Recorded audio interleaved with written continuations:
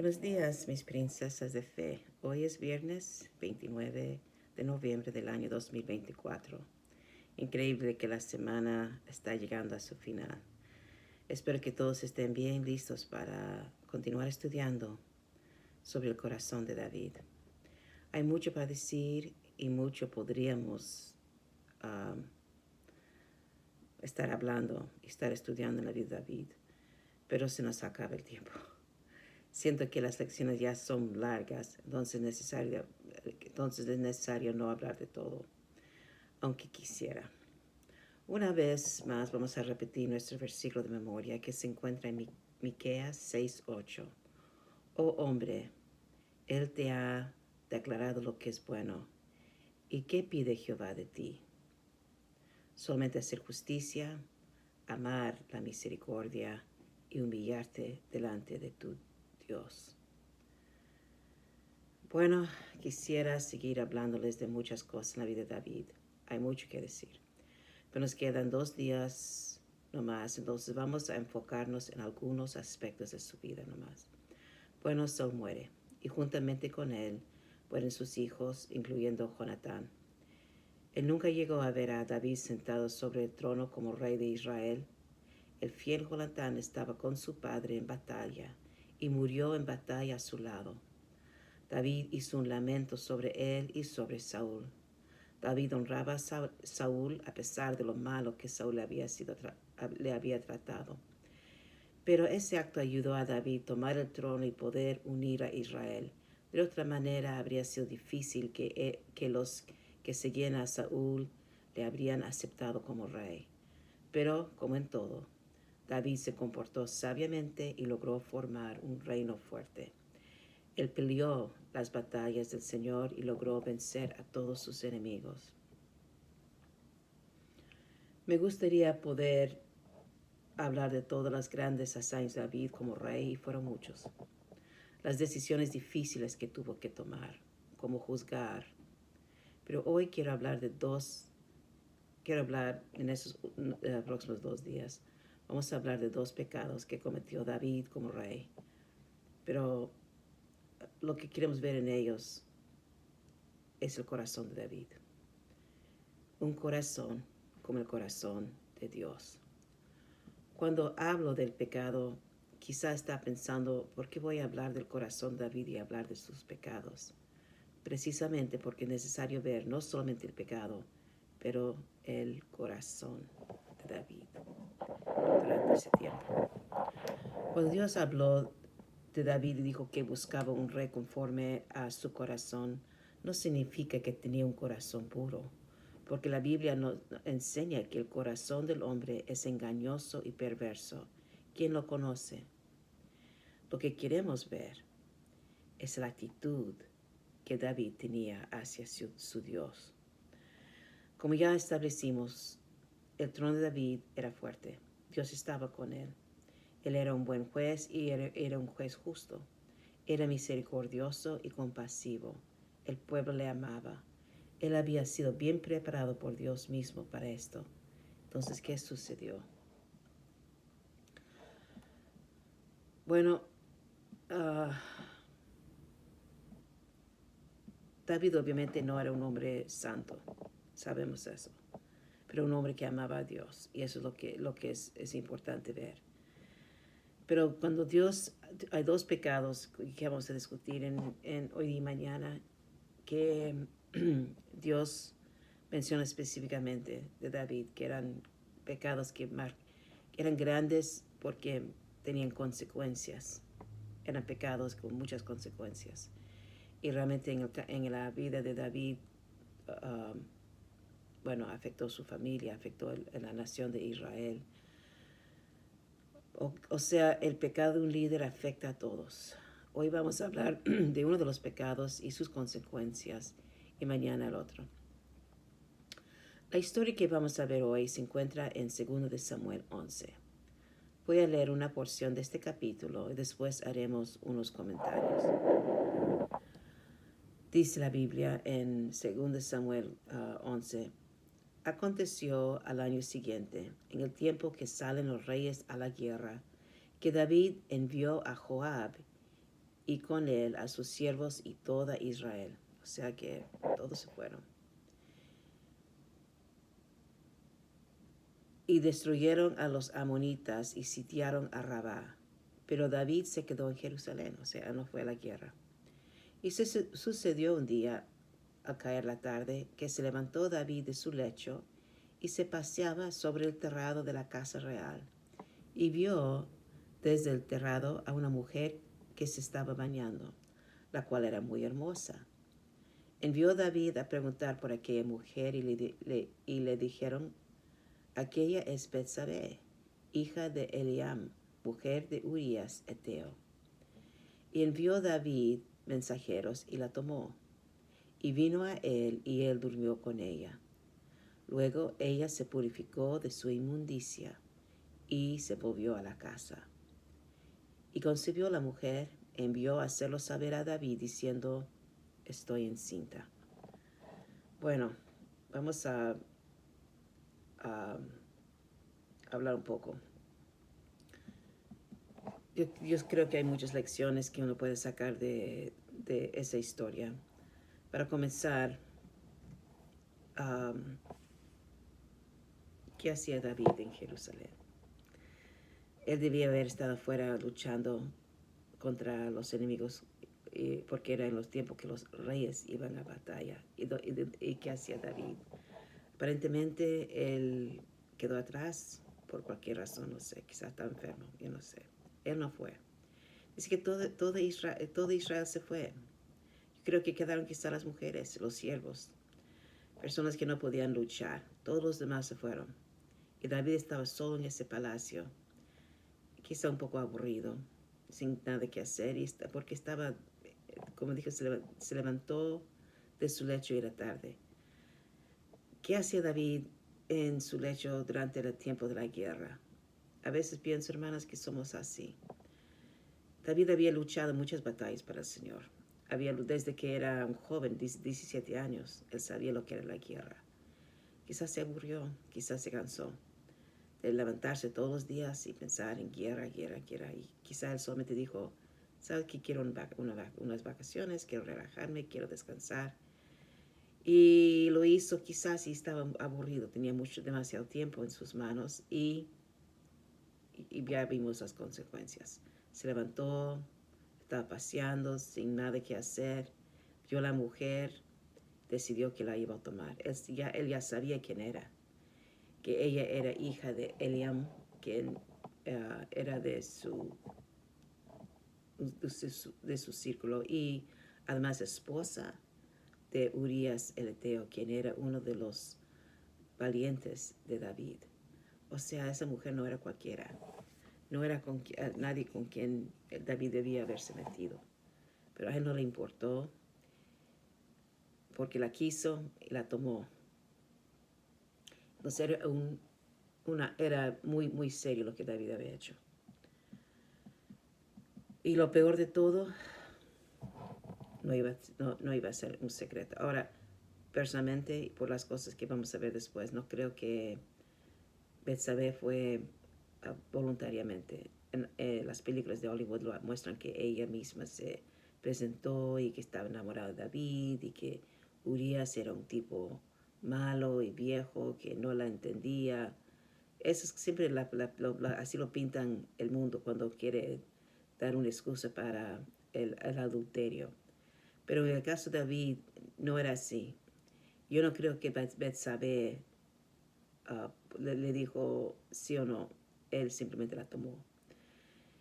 Y la razón por que lo digo es por todo lo que lo vemos después. Creo que él la tomó por la fuerza. Ahora, ¿dónde estaba el esposo de Betsabé? ¿Dónde estaba Urías? Bueno, Urías estaba donde debería estar. Él estaba luchando en las batallas del Señor juntamente con Joab y todos los otros soldados, venciendo y luchando contra los enemigos de Israel. Y como ya dije, David debía haber estado ahí. Pero no, David estaba atrás, haciendo lo que no debería hacer. Ahora, es triste, ¿no es cierto? Es triste lo que David hizo, pero se pone peor, porque después, no hay tiempo para leer todo, pero David, cuando ella dice que está encinta, él trata de encubrir su pecado, porque el pecado era de David. Él no estaba tratando de proteger a Betsabé, él estaba tratando de protegerse a sí mismo. Entonces él dijo a Job, hoy mándame aquí a Urías el Eteo. Y le mandó, puso en la casa, dijo, quiero que tú me cuentas cómo está la batalla y bla, bla, bla. Y bueno, Urías está hablando con su comandante, ¿verdad? Y le cuenta, no tiene idea de por qué David le mandó a hacer, pensó, bueno, él quiere saber algo de la batalla y le cuenta. Y después David le dice, oye, ¿por qué le da vino? Y le dice, oye, ¿por qué no andas y descansas y relájate con tu mujer? Urías, David supo el siguiente día que Urías nunca fue a su casa, no fue a su casa, se quedó allá. Y él dijo, ¿no fuiste para estar con tu mujer? No, no, porque David mismo fue el que les enseñaba. Si tú lees,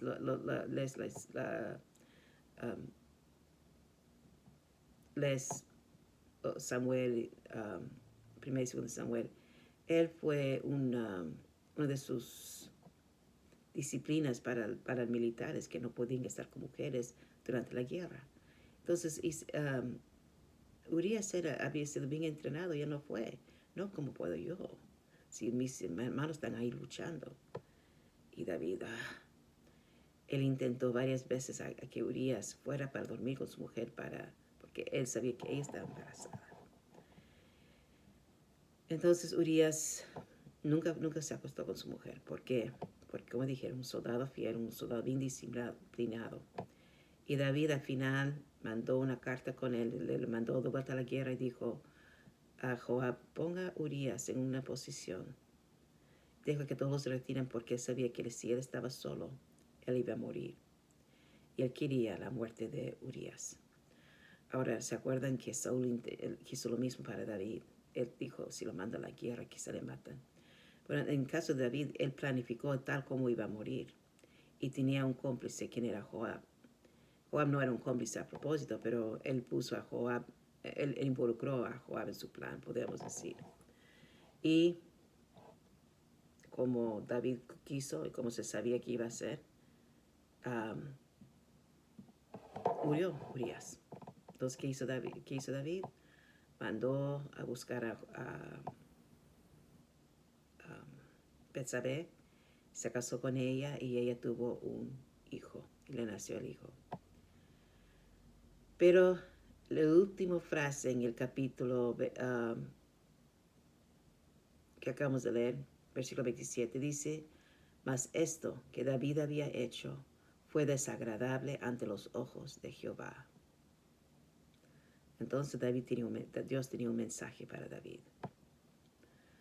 Él mandó al profeta Natán. Alguien dijo, David, tienes visita. Entró Natán. David, quizá porque el corazón de David no estaba bien con Dios. Entonces me imagino que él dijo, sé qué me va a querer decir, quizás. Yo no sé. David pensó que todo estaba bien. Él había encubierto su pecado. Él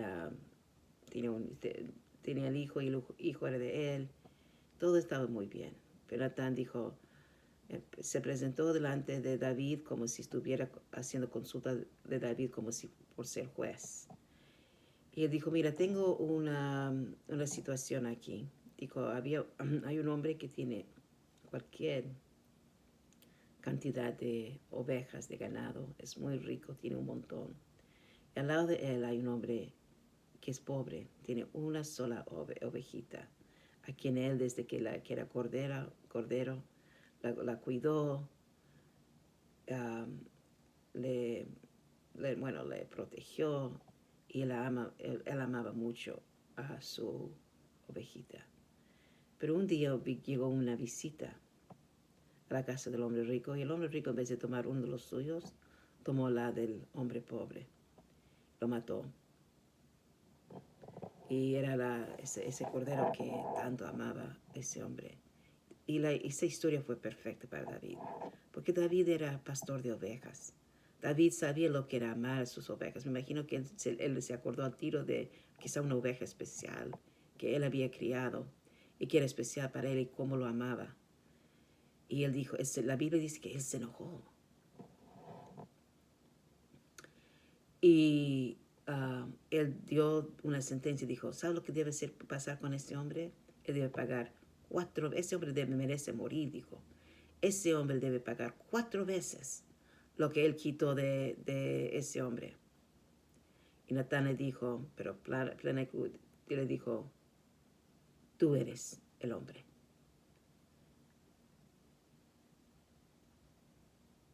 Él le dijo, Dios te dio todo a ti, David. Lo mismo que le había dicho a Saúl, ¿te acuerdas? Cuando Saúl se rebeló contra Dios. Dijo, Dios te sacó, Dios te dijo, Él te sacó de cuidando ovejas. Él te trajo, ahora tú eres rey sobre Israel. Él hizo todo por ti. Pero lo que tú hiciste cuando tomaste la mujer de Urías, que no era tuya, después mataste a Urías para tenerla, él dijo, ¿por qué pues? Es lo que Natán le dijo a David, ¿por qué pues tuviste en poco la palabra de Jehová, haciendo lo malo delante de sus ojos? A Urías eteo hiriste a espada y tomaste por mujer a su mujer, y a él lo mataste con la espada de los hijos de Amón, para hacerlo peor. Él murió por manos de los enemigos, por lo cual ahora no se apartará jamás de tu casa la espada, por cuanto me menospreciaste y tomaste a la mujer de Urías eteo para que fuese tu mujer. Así ha dicho Jehová, he aquí yo haré levantar el mal sobre ti de tu misma casa, y tomaré tus mujeres delante de tus ojos, y los daré a tu prójimo, el cual yacerá con tus mujeres a la vista del sol, porque tú lo hiciste en secreto, mas yo haré esto delante de todo Israel a pleno sol.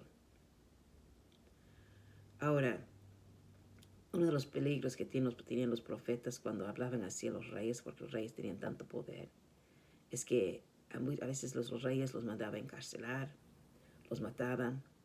A veces los profetas tenían que huir para escapar de los reyes, porque los reyes no querían que nadie les hablara así. Hasta mismo Juan Bautista, ¿se acuerda? Hablando a Herodes por lo que él había hecho también tomar la mujer de otro. Y al final le fue cortada la cabeza. Pero en el caso de David no fue así. Cuando él escuchó la palabra de Dios, y aquí está el corazón de David, cuando él escuchó la palabra de Dios, el juicio de Dios contra él no fue rebelde, no se endureció, más bien la Biblia dice que él fue quebrantado. Yo me imagino que por primera vez él entendió lo que él había hecho contra Urías, lo que él había hecho contra Dios. Incluso en Salmo 51, que es el salmo que David escribió después de su pecado con Betsabé, dijo contra ti, hablando con Dios, ¿verdad? Contra ti solo he pecado y he hecho lo malo delante de tus ojos. Así fue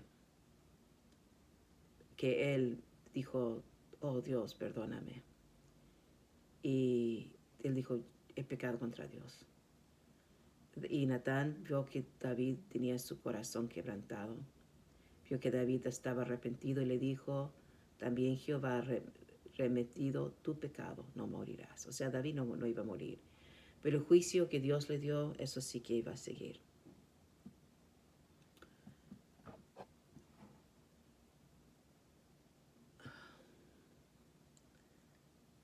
Él iba, aunque recibió perdón, él iba a sufrir las consecuencias. Y tal como Dios le dijo, la espada no se fue de la casa, de la misma casa de David. Yo pienso en una persona como David que luchaba por otros, cuidaba y protegía a los demás, pero de su propia casa era un desastre. Una de las cosas que Dios le dijo, parte del juicio que Dios le dio a David era que el hijo que nació de Betsabé iba a morir. Y ustedes ya saben la historia, David oró y oró y oró, pidiendo a Dios que tuviera misericordia. Pero Dios quitó la vida del bebé y David tenía la esperanza de que algún día iba a volver a ver a ese niño. Pero recuerden el juicio que David mismo como juez dijo, ese hombre debe pagar 4 veces lo que él quitó de ese hombre.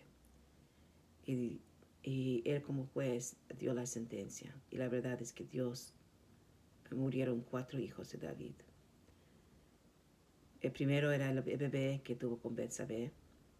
El segundo, no me acuerdo su nombre, era un hijo que, bueno,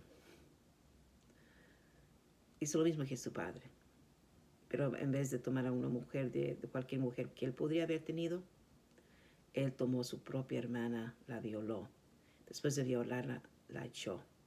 Y ella fue marcada y fue desgraciada. Y ella era hermana, porque David tenía varias mujeres, ¿verdad? Entonces, pero ella era hermana de la misma madre que Absalón. Absalón, para vengar a su hermana y por lo que le había hecho el hermano a su hermana, él también mató a ese hermano. Entonces van 2. Y Absalón, ustedes ya saben la historia, él trató de tomar el reino de David, causó mucha muerte, había una guerra civil, cuando él trató de quitar de David el trono. Y al fin murió por manos de Joab, ya van 3.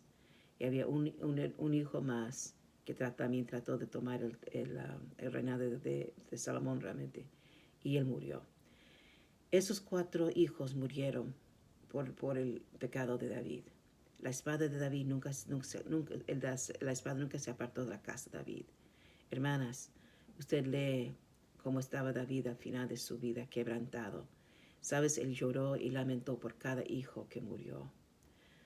Quizá no por el que violó a la hermana, pero por Absalón. E incluso dijo, mi hijo, mi hijo. Y Joab le dijo, ¿por qué estás llorando por él? Porque él había causado tanta destrucción.